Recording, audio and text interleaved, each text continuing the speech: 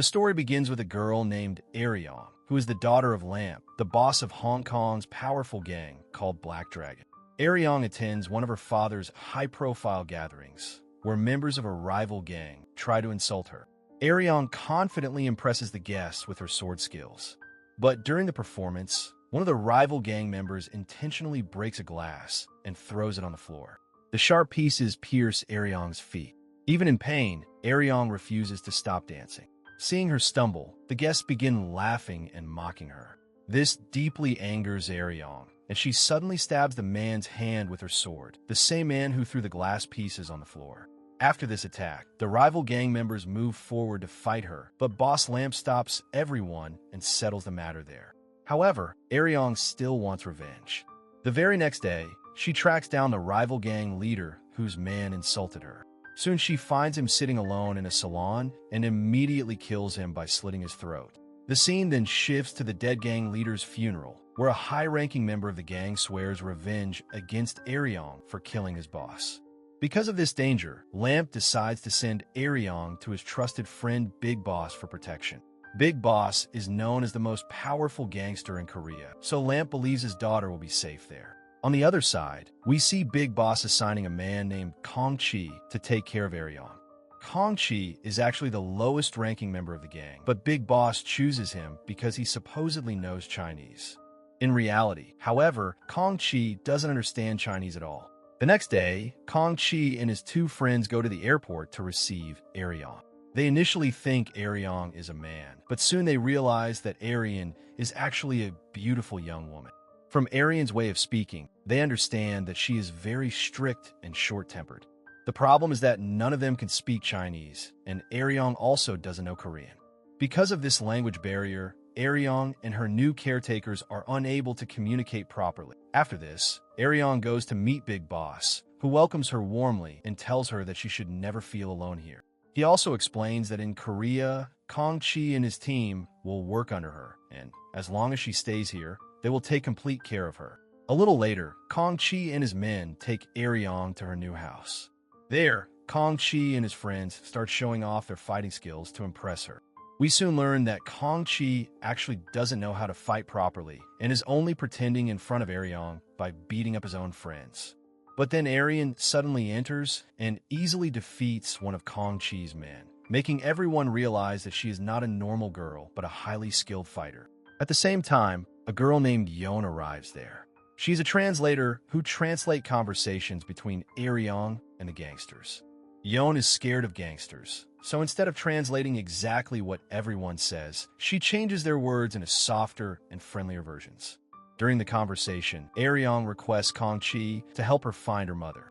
The last time her mother was seen was in Korea, so Aryong believes that she may still be somewhere here. The next day, some men from another gang arrive to harass Gi-chul's two friends.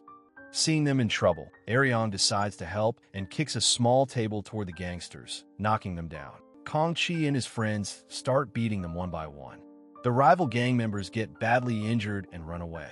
That same evening, Aryong, Yeon, and Gi-chul's group go out for dinner. Gi-chul drinks too much and goes to the washroom with one of his friends. During this time, members of the rival gang arrive at the restaurant. They kick down Gi-chul's remaining friend and begin harassing Aryong and Yeon. This makes Aryong furious, and she prepares to fight them. She attacks by throwing chopsticks at them, and then sends one gangster flying with a powerful kick. Seeing this, Gi-chul's friend quickly runs into the washroom and tells Gi-chul about Aryong's fighting skills. Gi-chul refuses to believe it because he thinks a single girl could never defeat dangerous gangsters alone. After that, the rival gang members return to their leader and tell him everything. After learning about Gi-chul and Aryong, the gang leader decides to make them his next target.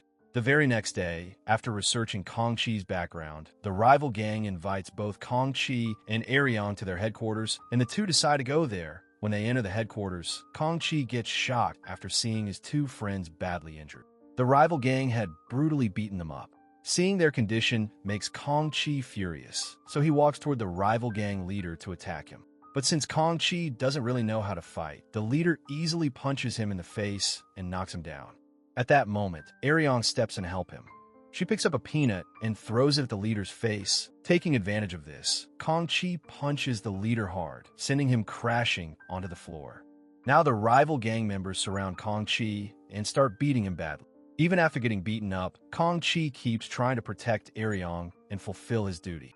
But after some time, Aryong pushes Gi aside and starts fighting the gangsters alone.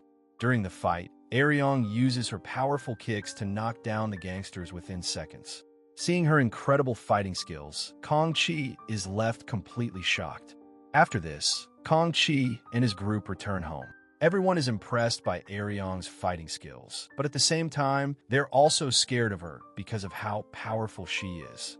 That same night, Gi and Aryong sit together in the garden and drink. Even though they can't understand each other's language, Gi slowly starts getting attracted to Aryong, and Aryong also begins enjoying Gi's company.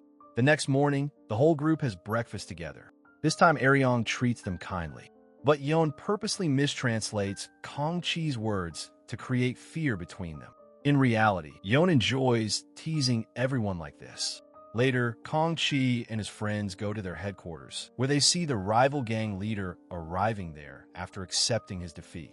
Because of this incident, Big Boss becomes very impressed with Gi and promotes him directly to his right-hand man. Meanwhile, in Hong Kong, the higher members of the rival gang still want revenge on Aryong. So they send several professional killers to Korea to assassinate her. Back in Korea, Aryong and her group are spending time together in a town when they realize that someone is following. At first, everyone thinks the killers are after Gi, but soon they discover that Aryong is actually the real target. The killers suddenly begin attacking them, forcing all 5 of them to run for safety. During the chase, one of the killers shoots Aryong, badly injuring her. Somehow, Gi manages to save her and takes her to a safe place. From there, he calls his boss and informs him about the attack. Soon, everyone reaches the house, but the killers have already tracked them down. Because of this, they quickly split into 2 groups. Gi and Aryong form one group, while Yeon and Gi's 2 friends form the other. Meanwhile, the killers continue chasing Gi and Aryong. During the pursuit, the killer's car crashes into a truck, allowing Gi and Aryong to escape. To protect her, Gi takes Aryong to his family home. When they arrive, Gi's parents assume Aryong is his girlfriend. Gi's mother even gives him a special family necklace, so he can gift it to Aryong. Since the killers are unlikely to find them there, the 2 spend the night safely at the house. On the other side, in Hong Kong, Aryong's father Lamp is having a meeting with his high-ranking members when suddenly the place explodes, leaving Lamp seriously injured. Back in Korea, Aryong reunites with her group. During this time, she steps outside to call her father, but suddenly the killers attack again. Seeing them, Aryong immediately fights back with her dagger and kills 2 of the assassins. Now only the female leader of the killers remains alive, and she turns out to be an extremely skilled fighter. A fierce sword fight begins between Aryong and the woman, with both showing incredible combat skills.